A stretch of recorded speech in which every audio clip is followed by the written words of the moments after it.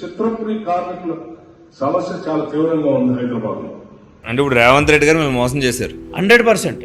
బట్టి విక్రమార్క గారు మిమ్మల్ని మోసం చేశారు, 200%. వీళ్ళు కంప్లీట్ ప్రతిపక్షంలో ఉన్నప్పుడు ఫేవర్గా ఉండి ఇప్పుడు అధికార పక్షంలోకి వచ్చినాక తెలుగు సినిమా ఇండస్ట్రీ మనందరికీ తెలుసు.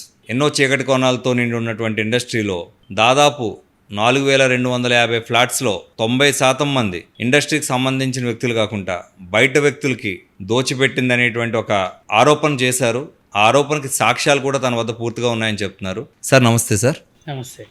ఈరోజు మీరు చాలా పెద్ద ఎలిగేషన్ తీసుకొచ్చారు. గత 4 సంవత్సరాలుగా ఎన్నోసార్లు ఎన్నో ప్రముఖ ఛానల్లో కూడా దీనికి సంబంధించి వార్తలు వెలువడినాయి. అసలు ఆ ఎలిగేషన్ క్లుప్తంగా ఒక నిమిషంలో ఒకసారి మా ఆడియన్స్కి అర్థమయ్యేలా చెప్పండి. ఇది 1994లో మద్రాసు నుంచి ఫిల్మ్ ఇండస్ట్రీ హైదరాబాద్ రావడం కోసం అప్పుడున్న పెద్దలు ప్రభాకర్ రెడ్డి గారు ప్రభుత్వానికి ఒక సిఫారసు చేశారు. సో ఇట్లా ఇక్కడున్న కార్మికులకి ల్యాండ్ అనేది ఇస్తే ఫ్యూచర్లో సినిమా ఇండస్ట్రీ హైదరాబాద్కి తరలిస్తుందన్న మెయిన్ మోటోతోటి ఈ మణికొండ జాగీర్లో ఉన్న ఈ ఏరియాని 67 ఎకరాల 16 గుంటలు, అప్పుడు 500 గజం అనేది మార్కెట్ వాల్యూ అనేది ఉంది. బట్ సబ్సిడీ కింద 40 రూపీస్ పర్ స్క్వేర్ యార్డ్ కింద 67 ఎకరాల 16 గుంటలు 1,40,00,000కి ఇచ్చారు. నేటి వాల్యూ ఉదాహరణకి ఆల్మోస్ట్ ఒక 7,000 కోట్లు. ఓకే. కొండల్ని డిస్మాండిల్ చేయకూడదని ఒక ప్రైవేట్ ఆర్గనైజేషన్ వాళ్ళు కేసు వేయడం వల్ల ఒక 10 ఇయర్స్ కోర్టులో నడిచింది. 2005 వరకు ఆ కేసు అంతా క్లియర్ అయ్యి ఇది ఎప్పటికైనా సినిమా కార్మికులకు సంబంధించిందే, సో కంపల్సరీ వాళ్ళకి ఇవ్వాలని కోర్టు సినిమా కార్మికులకు ఫేవర్గా ఇచ్చినాక 2006 నుంచి వర్క్ స్టార్ట్ అయింది. వీళ్ళు ఈ ఒరిజినల్ పర్సన్ కరెక్టా కాదని ఫైల్ చూస్తేనే దాంట్లో ఎంటర్ చేయాలి. ఓకే.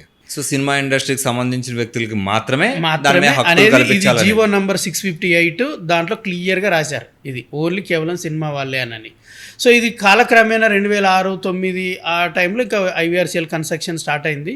ఇంకా అప్పుడు రింగ్ రోడ్ రావడము, హైటెక్ సిటీ డెవలప్ అవ్వడము, అంటే అప్పటి వరకు ఉన్న ల్యాండ్ వాల్యూ పెరగడం వల్ల ఇక్కడ ఉన్న ఈ కమిటీకి చెడు బుద్ధి అనేది మొదలైంది. 24 క్రాఫ్ట్స్కి సంబంధించిన వ్యక్తులకు మాత్రం అలాట్ చేయాల్సిన ల్యాండ్. ఆ రోజు ఒక కమిటీ ఉందని మీరు చెప్తున్నారు. మరి ఆ కమిటీ సభ్యులు చిత్ర బృందానికి సంబంధించిన సభ్యులేనా లేదా బయట వ్యక్తుల? కమిటీలో ఉన్న వాళ్ళు ఒరిజినల్ ఫిల్మ్ వాళ్ళు. ఎంతమంది? లైక్ అంటే ఎవ్రీ 5 ఆ రోజు ఆ కమిటీ సభ్యులు ఎంతమంది? 11 మెంబర్స్. ఆ 11 మంది ఎవరు? అంటే ఎవ్రీ 2005 నుంచి 10 వరకు అట్లా ఎవరెవరు ఎవ్రీ 5 ఇయర్స్ ఎవరెవరు అని అంటే మ్యాక్సిమం వాళ్ళే రిపీట్గా ఉన్నారు. లైక్ పరచూరి బ్రదర్స్లలో పరచూరి వెంకటేశ్వర్లు గారు. సో ఆయన కూడా స్కామ్ లో పాల్గొన్నారా? అంటే ఆల్రెడీ ఇచ్చింది గవర్నమెంట్ 51 ఎంక్వైరీ రిపోర్టు. ఓకే. 110 కోట్లు వీళ్ళు ఎప్పటికైనా కట్టాలి, ఇది వీళ్ళే మిస్యూజ్ చేశారు. ఎవరెవరు సార్ ఆ 110 కోట్లు కట్టాల్సిన? తమ్మారెడ్డి భరద్వాజ్ గారు. ఒక్క నిమిషం. ఇప్పుడు ఈ 110 కోట్లు కట్టాల్సిన వ్యక్తులు ఎవరెవరు? పరచూరి వెంకటేశ్వర్లు గారు, పరచూరి వెంకటేశ్వర్లు గారు, తమ్మారెడ్డి భరద్వాజ్ గారు, తమ్మారెడ్డి భరద్వాజ్ గారు, వినోద్ బాలా గారు, వినోద్ బాలా గారు, వల్లభనేని అనిల్, రఘు భక్తుల అండ్ కాదంబరి కిరణ్, మహానందరెడ్డి, తర్వాత కొల్లి రామకృష్ణ, ఇంకా ఉన్నారు. సో వీళ్ళందరూ కలిసి 110 కోట్లు కట్టాలి. ఎవరికి కట్టాలి? సొసైటీకి 110 కోట్లు కట్టాలి. మరి దాన్ని ఎప్పుడు లోపల కట్టాలనేది కోర్టు జడ్జిమెంట్లో లేదా? ఉంది, జడ్జిమెంట్లో ఉంది. అయితే వీళ్ళు ఎలాగనంటే మాకు కొంచెం టైం కావాలి, మేము ఇప్పుడు అంటే కట్టలేము అని అనేసి వాళ్ళు రిప్లై పెట్టుకున్నారు. అది ఇంకా స్టిల్ నడుస్తుంది, కేసు నడుస్తుంది, కోర్టులో నడుస్తుంది. అంటే గవర్నమెంట్ ఆల్రెడీ ఇచ్చేసింది, వీళ్ళు వెళ్ళి కోర్టులో వెళ్ళి టైం కావాలని 110 కోట్లు కట్టాలని ఏదైతే మీరు చెప్తున్నారో ఆ జడ్జిమెంట్ పాస్ చేసింది ఎవరు? Cooperative commissioner. అంటే ఏ యాక్ట్ ప్రకారం?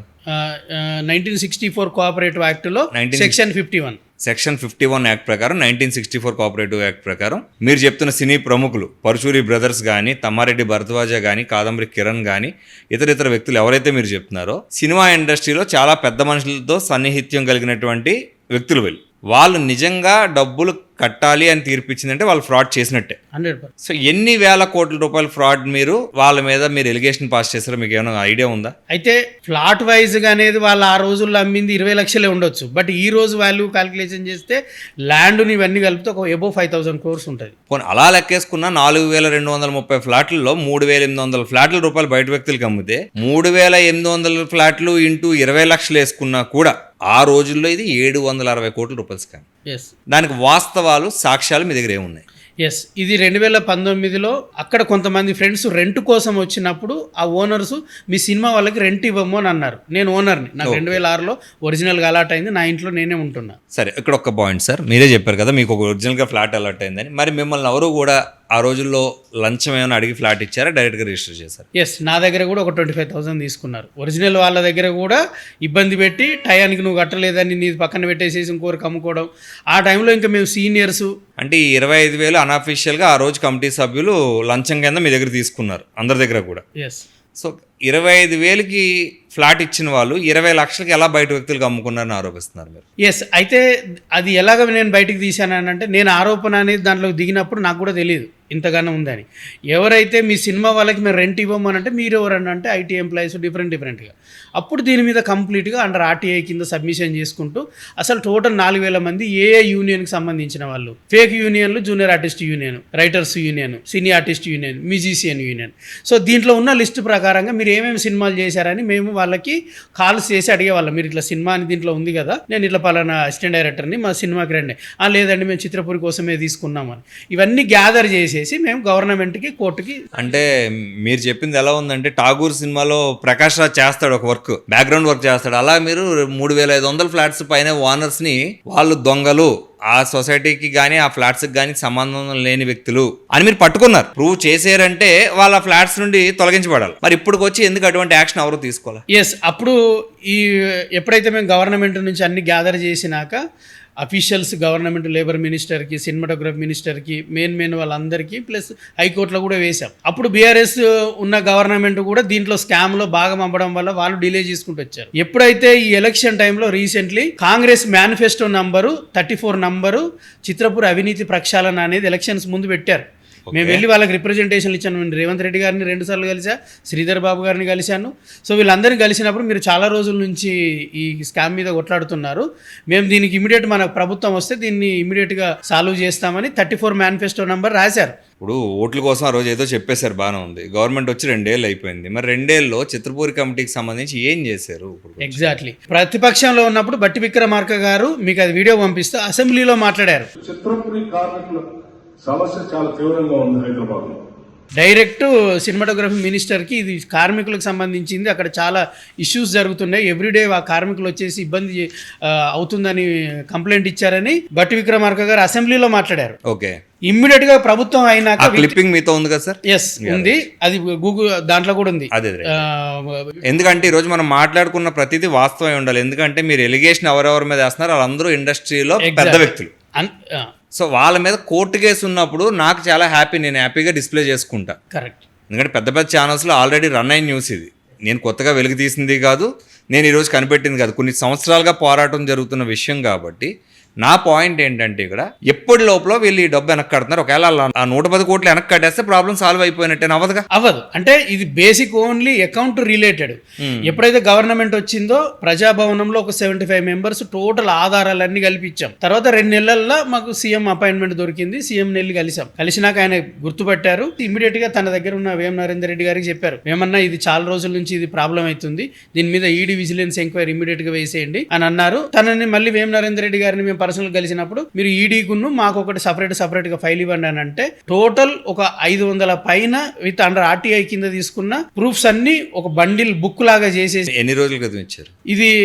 2 years బ్యాక్. అంటే కాంగ్రెస్ గవర్నమెంట్ వచ్చిన 2 months లో వాళ్ళకి అప్పచెప్పేశాం. సో ఇంకా స్పీడప్ గా జరుగుతుంది. అప్పటికి వీళ్ళకి ఇక ప్రెజర్స్ అవుతున్నాయి. కంపల్సరీ ఇంకా అరెస్ట్ చేసే టైంలో ఒక పర్సన్ ఒక 60 days జైలు కూడా వెళ్ళాడు, ఈ కమిటీలో ఉన్న పర్సన్. ఓకే, సో ఈ డ్యూరింగ్ టైంలో ఇంకా వీళ్ళ దగ్గర ఉన్న మరి మనీ పరంగా చేశారా లేదనంటే ఇంకేదన్నా మభ్య పెట్టారా, మ్యానిపులేట్ చేశారా తెలియదు. అది అలాగే ఆ ఎంక్వైరీ అంతా మేము 2-3 సార్లు వెళ్ళేసేసి, సార్ మేము ఈడీది ఇచ్చాం కదా, విజిలెన్స్ ఇది ఇచ్చాం కదా అని అంటే, మీరు ఓన్లీ ఇవ్వడం వరకే, మా డ్యూటీ అనేది గవర్నమెంట్ తోటి ఉంటుంది, మేము రిప్లై అనేది మీకు ఇవ్వమని అనేసి ఆఫీసులు వాళ్ళు చెప్పారు. అంటే ఇప్పుడు రేవంత్ రెడ్డి గారు మేము మోసం చేశారు 100%. బట్టి విక్రమార్క గారు మిమ్మల్ని మోసం చేశారు 200%. అసెంబ్లీలో మాట్లాడిన శ్రీధర్ రెడ్డి గారు గాయబ్. శ్రీధర్ రెడ్డి గారు మేనిఫెస్టోలో పెట్టించిన పర్సన్, బట్టి గారు మరి ఏరి రోజు వేం నరేందర్ రెడ్డి గారు. వీళ్ళు కంప్లీట్ ప్రతిపక్షంలో ఉన్నప్పుడు ఫేవర్ గా ఉండి ఇప్పుడు అధికార పక్షంలోకి వచ్చినాక సేమ్ ఈ దండుపాలెం ఎవరైతే ఉన్నారో, మేము వీళ్ళని స్కామ్ చేసిన వాళ్ళని దండుపాలెం అంటారు. ఎందుకనంటే వాళ్ళకి క్రిమినల్ బ్రెయిన్, పొలిటికల్ బ్రెయిన్, అంటే ఇక వాళ్ళకి మంచి చెడులు అనేది ఉండదు, దోసుకోవడమే వాళ్ళ పని. సరే, మీరు ఒక టైటిల్ ఇచ్చుకున్నారు వాళ్ళకి, హ్యాపీ కంటిన్యూ. వీళ్ళని వాళ్ళ ఎంబడి తిప్పుకుంటున్నారు ఇప్పుడు ఎవ్రీడే. ఓకే, అంటే ఇప్పుడు వాళ్ళ వల్ల ఎక్కువ ఉపయోగం ఉంది వాళ్ళకి. ఎస్. ఇప్పుడు ఎవరెవరు పోరాడుతున్నారు అసలు ఈ విషయం మీద? యాక్చువల్గా 2019లో నేను ఇది చిత్రపురి సాధన సమితి అనేది పెట్టినప్పుడు ఆల్మోస్ట్ 1400 మెంబర్స్ బాధితులు, 5000 మెంబర్స్ ఒరిజినల్ సినిమా కార్మికులు, ఆల్మోస్ట్ 6500 మంది ఒరిజినల్ సినిమా వాళ్ళతోటి దాదాపు ఒక 75 డేస్ ఫిల్మ్ ఛాంబర్ దగ్గర ధర్నా చేశాం, చాలా సార్లు ఇందిరా పార్క్ దగ్గర చేశాం, ఒక కోర్టులలో కేసులు వేసాం.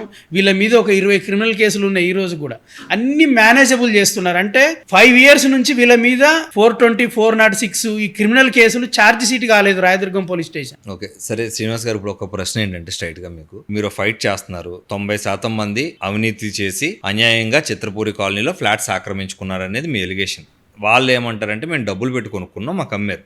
వాళ్ళు ఏంటంటే ఫేక్ యాక్టర్ కార్డ్సో, సినిమా కార్డ్సో, లేదంటే టెక్నీషియన్ కార్డ్సో ప్రిపేర్ చేసుకొని చేశారు. అవన్నీ ఫేక్ అన్న విషయం ఇండస్ట్రీలో పెద్దలందరికీ తెలిసే ఉంటుంది. ఇప్పుడు ఇండస్ట్రీకి పెద్దలు ఎవరు లేరా? అంటే ఇప్పుడు మీరు జనరల్గా ఇండస్ట్రీ అనేసరికి దానికి ఒక సపరేట్ ప్రివిలేజ్ ఇస్తారు. తెలుగు రాష్ట్రాల్లో మరీ ఎక్కువ ఇండస్ట్రీకి ఇంత ప్రివిలేజ్ ఉన్నప్పుడు, మీరు అందరూ ఇండస్ట్రీ కోసం పనిచేస్తున్నప్పుడు ఇండస్ట్రీలో ఒక పెద్ద మనిషి మీ వెనకాల నిలబడి ఉండాలి కదా. ఈ పాటికి ఎవరు ఆ వ్యక్తి అనేది నా ప్రశ్న. అందరి దగ్గరికి వెళ్ళాం. ఉదాహరణకి ఆర్ నారాయణమూర్తి గారు ఉన్నారు. సార్ ఇట్లా మీరు దాసరి గారు లాంటి వాళ్ళు ఉంటే ఇలాంటి సమస్య ఎప్పుడు సాల్వ్ అయ్యేది అని ఒకసారి ప్రసాద్ లాభలు వెళ్తే అవన్నీ నాకేం పెట్టద్దు, అసలు అవన్నీ నాకు సంబంధం లేదు అని అనేసి. అప్పుడు నేను నిజంగా షాక్ అయినా. ఈయన తీసిన సినిమాలకి ఏంటి సంబంధము, ఈయన దగ్గర ఉన్న అసిస్టెంట్లకే ఇల్లు రాలేదు, ఇలాగే ఉంది ఏందని. తర్వాత చాలా మంది హీరోల దగ్గరికి వెళ్ళినా కూడా పవన్ కళ్యాణ్ గారు పిలిపించారు.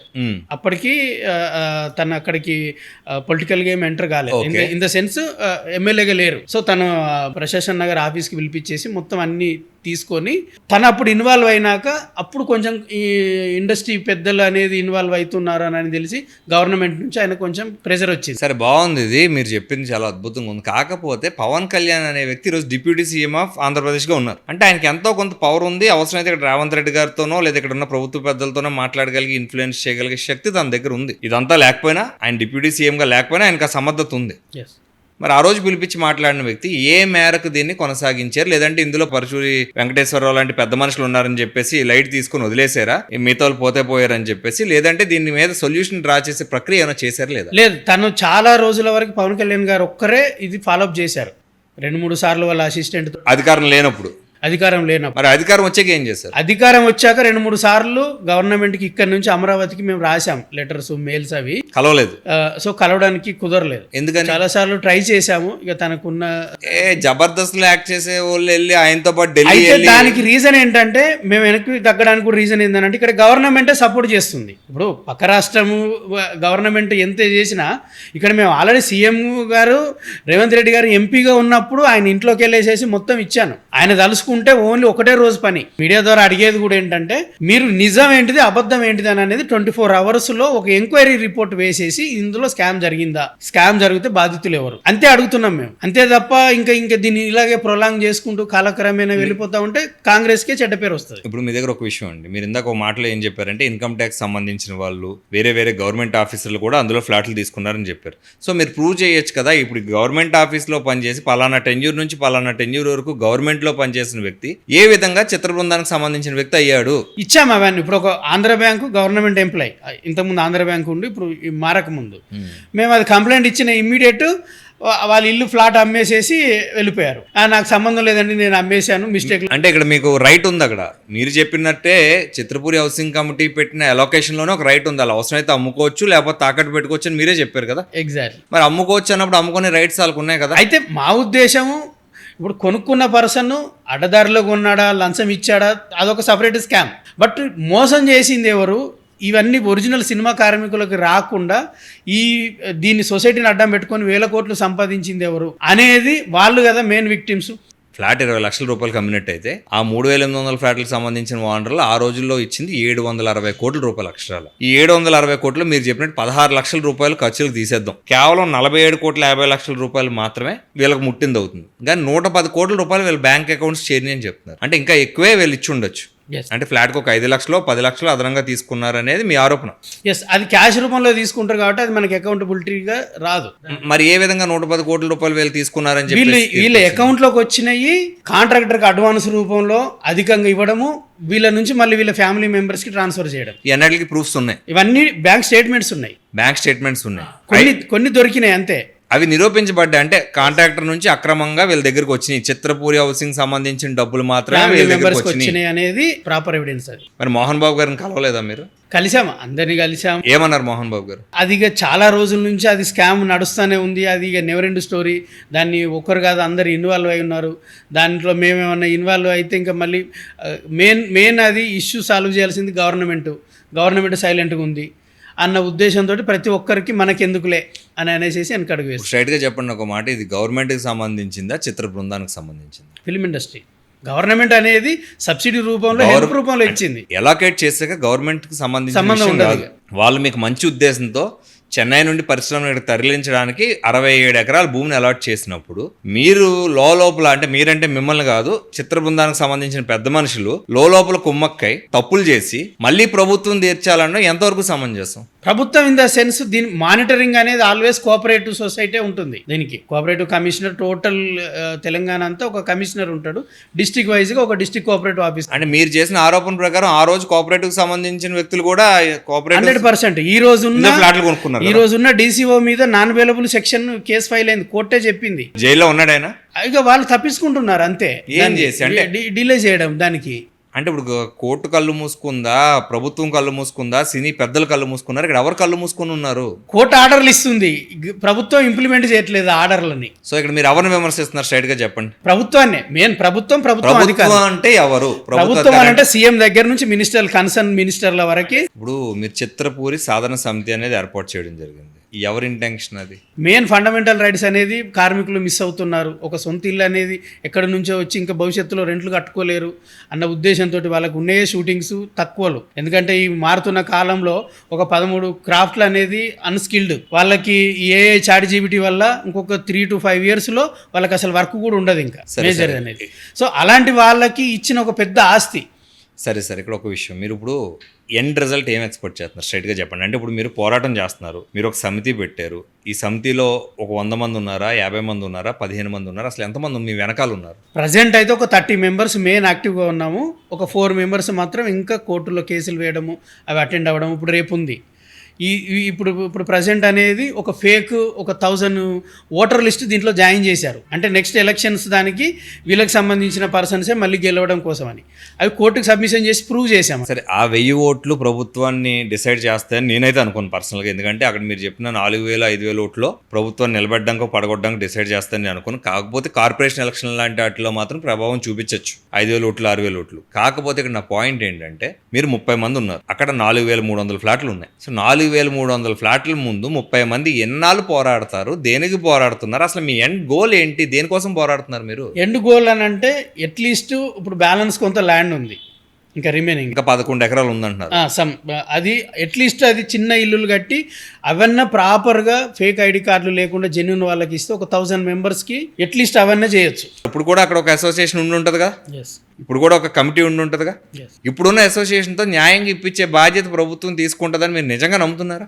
మేము ఎండింగ్ వరకు కొట్లాడేది అదే ఎండ్ గోల్, ఆ ల్యాండ్ కోసం అనేదే. ఇప్పుడు ప్రస్తుతానికి కొంతమంది ఒక 4 యాక్టివ్లో ఉండి, మధ్యనేని రమేష్ బాబు, రవీంద్రనాథ్ ఠాగూర్, ఉదయ్ చౌదరి అని మేము 4 ఇప్పుడు కంప్లైంట్లు ఇచ్చుకుంటూ ఆ కోర్టులో కేసులు వేసుకుంటూ దాన్ని కాపాడుకుంటూ. సో మీరు కాపాడుతున్న భూమి చిత్ర పరిశ్రమకు సంబంధించిన వ్యక్తులకి ఉపయోగపడాలని మా ఛానల్ ద్వారా ఆశిస్తున్నాను. మరి ఈరోజు చూశారు కదా మీరు, శ్రీ కస్తూరి శ్రీనివాస్ గారు కొన్ని సంవత్సరాలుగా చిత్రపూర్లో జరిగినటువంటి అవినీతిని ప్రజల దృష్టికి తీసుకురావడానికి అనేక ప్రయత్నాలు చేస్తూనే ఉన్నారు. ఇందులో వాస్తవ అవాస్తవాల్ని గమనించి ప్రభుత్వ పెద్దలైతేనే, ఇతర వ్యక్తులైతేనే ఎంతో కొంత న్యాయం చేసి కట్టబోయే ఫ్లాట్లైనా కూడా ఖచ్చితమైన చిత్ర పరిశ్రమకు సంబంధించినటువంటి 24 క్రాఫ్ట్స్లో పనిచేసిన వారికి మాత్రమే ఆ భూముల్ని కానీ లేదా అందులో ఫ్లాట్స్ని కానీ అలాట్ చేసి చిత్రపూరి కోఆపరేటివ్ సొసైటీ పెట్టడానికి ముఖ్య ఉద్దేశాన్ని సఫలం చేయాలని చెప్పి మా ఛానల్ తరఫున కోరుకుంటున్నాను. ధన్యవాదాలు సార్ శ్రీనివాస్ గారు. Thank you sir. Thank you very much sir, and all the best. Please like, share and subscribe Giant Media AP and Telangana.